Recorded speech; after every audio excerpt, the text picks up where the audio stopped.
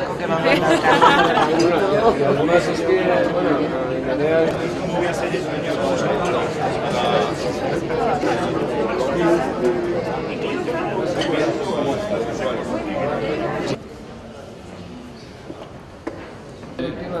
Ha sido miembro de la Junta en un par de años, ocasiones pasadas, pero veces, ahora no. Que sería que conocía bastante gente ya con las caras no acaba de...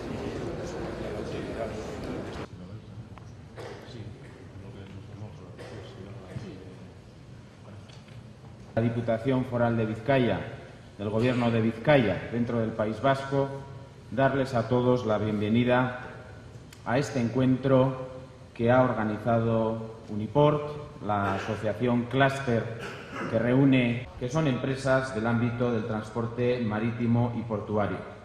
Ya están internacionalizadas y multilocalizadas.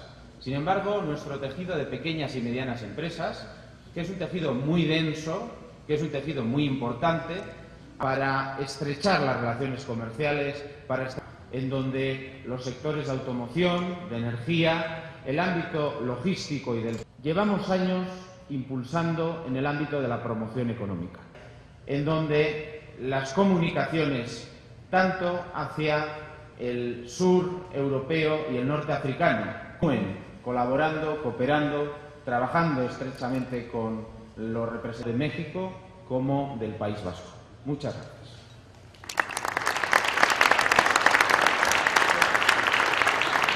Misioaren bigarren egunean gaude eta egia esateko oso goiz lanpetua izan da. Lehenengo orduan Uniportekoekin egon gara, Uniportek antolatu du gure laguntzarekin hemengo enpresarioekin topaketa bat Bilboko portuaren inguruan eta dauden aukerei buruz batez ere harreman komertzialak sendotzeko. Horren inguruan egon gara, lehenengo orduan 100 enpresatik gora egon dira, Mexikotik, eta nik uste dut topaketa interesgarria izan dela. Hemos tenido una jornada intensa.